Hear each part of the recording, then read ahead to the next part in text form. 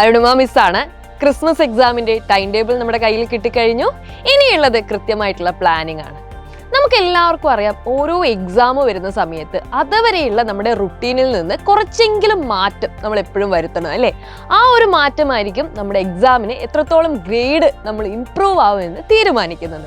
അപ്പോൾ അതിനു വേണ്ടിയിട്ടുള്ള വളരെ ഇമ്പോർട്ടൻ്റ് ആയിട്ടുള്ള കുറച്ച് ട്രിക്സുകളും ടിപ്സുകളും പറഞ്ഞു തരാൻ വേണ്ടിയിട്ടാണ് മിസ് ഇന്ന് വന്നിരിക്കുന്നത്. ഇത് ക്രിസ്മസ് എക്സാമിന് മാത്രമല്ല, നിങ്ങൾക്ക് ഏത് എക്സാം ആണോ മുന്നിൽ വരുന്നത് അതിനൊക്കെ നിങ്ങൾക്ക് യൂസ് ചെയ്യാം.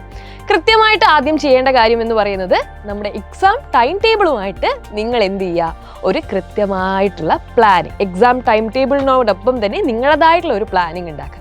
നിങ്ങൾക്ക് ഡേറ്റ്സ് ഒക്കെ കൃത്യമായിട്ട് മനസ്സിലായിട്ടുണ്ടാവുമല്ലോ. അതിനുശേഷം ഏതൊക്കെ ഭാഗങ്ങളാണ് പഠിക്കാനുള്ളത്, എത്രത്തോളം മാർക്കിന് ക്വസ്റ്റ്യൻസ് വരാറുണ്ട് എന്നുള്ള കാര്യത്തെക്കുറിച്ച് ആദ്യം ഒരു ഐഡിയ ഉണ്ടാക്കുക.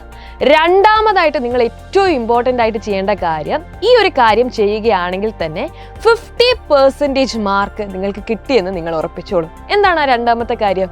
എക്സാമിൻ്റെ മുൻവർഷ ക്വസ്റ്റ്യൻ പേപ്പറുകൾ അനലൈസ് ചെയ്യുക എന്നുള്ളതാണ്.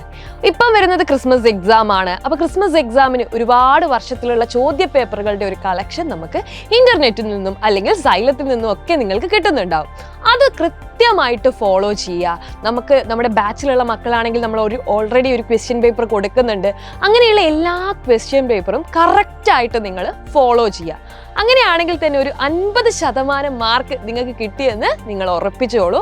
ആ ക്വസ്റ്റ്യൻ എഴുതി കഴിയുമ്പോൾ തന്നെ, അല്ലെങ്കിൽ ആ ക്വസ്റ്റ്യൻ ഒന്ന് അനലൈസ് ചെയ്യുമ്പോൾ തന്നെ നിങ്ങൾക്ക് മനസ്സിലായിട്ടുണ്ടാവും ഏതാണ് നിങ്ങളുടെ ടഫ് ആയിട്ടുള്ള ഭാഗം, അല്ലെങ്കിൽ ഏതാണ് ഞങ്ങൾ ഇത്രയും ക്ലിയർ ആണെന്നുള്ള, അല്ലേ, ഏറ്റവും അടിപൊളിയായിട്ട് നിങ്ങൾക്ക് അറിയാവുന്ന ഭാഗം ഏതാണെന്നൊക്കെ ഉള്ളത് കൃത്യമായിട്ട് മനസ്സിലായിട്ടുണ്ടാവും. അങ്ങനെ മനസ്സിലായി കഴിഞ്ഞ് കഴിഞ്ഞാൽ നമ്മൾ ചെയ്യേണ്ടത് ആ ടഫ് ആയിട്ടുള്ള പോർഷന് വേണ്ടിയിട്ട് കുറച്ചധികം സമയം മാറ്റി വെക്കുക എന്നുള്ളതാണ്. ചിലപ്പോൾ മാത്സ് ആയിരിക്കും, ചിലപ്പം ബേസിക് സയൻസ് ആയിരിക്കാം, ചിലപ്പോൾ ഇംഗ്ലീഷ് ആയിരിക്കാം. ഏതാണോ നിങ്ങളുടെ ടഫ് സബ്ജക്റ്റ്, ആ ടഫ് സബ്ജക്റ്റിന് വേണ്ടി കുറച്ചധികം സമയം മാറ്റി വെക്കേണ്ടതുണ്ട്. പലപ്പോഴും ടഫ് സബ്ജക്റ്റ് പഠിക്കാനായിരിക്കും നമുക്ക് ഏറ്റവും മടി. ആ ഒരു കാര്യം നമ്മൾ ഇനി മാറ്റി വെക്കണം. ടഫ് സബ്ജക്ട്സിന് വേണം നമ്മൾ ഏറ്റവും കൂടുതൽ ടൈം നമ്മൾ എന്ത് ചെയ്യാൻ, അലോക്കേറ്റ് ചെയ്യാൻ വേണ്ടിയിട്ട്. മൂന്നാമതായിട്ട്, നിങ്ങൾ ഒരുപാട് മോട്ടിവേഷൻസ് ഒക്കെ ഇങ്ങനെ കേൾക്കാറുണ്ട് അല്ലേ?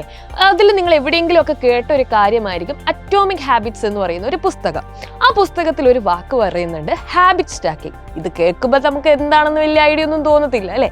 എന്നാൽ വളരെ സിമ്പിളായിട്ട് മിസ് പറയാം. നിങ്ങൾക്ക് ഇപ്പം മാത്സ് ആണ് ടഫായിട്ടുള്ള ഒരു കാര്യം എന്ന് വിചാരിച്ചോ. മാത്സ് നമ്മൾ പഠിച്ചുകൊണ്ടിരിക്കുന്നതിൻ്റെ കൂട്ടത്തിൽ നമ്മൾ ആ പ്രോബ്ലംസ് ഒക്കെ ചെയ്യുന്നുണ്ടാവുമല്ലോ.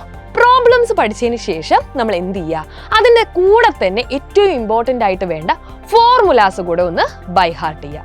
മനസ്സിലായോ? അപ്പം നമ്മൾ ആദ്യം പ്രോബ്ലം ചെയ്തു, അതിൻ്റെ കൂടെ തന്നെ നമ്മൾ എന്ത് ചെയ്തു, ആ ഫോർമുലാസ് കൂടെ ബൈ ഹാർട്ട് ചെയ്തു. ഇത് ബേസിക് സയൻസിൻ്റെ കാര്യത്തിൽ നമുക്ക് അപ്ലൈ ചെയ്യാം. നമ്മൾ ഇമ്പോർട്ടൻ്റ് ആയിട്ടുള്ള കുറച്ച് കൺസെപ്റ്റ് പഠിക്കുകയാണെങ്കിൽ അതിൻ്റെ കൂടെ തന്നെ നമുക്ക് എന്ത് ചെയ്യാം, അതിന് വേണ്ട എക്സാമ്പിൾസ് കൂടെ പഠിച്ചു വെക്കാം.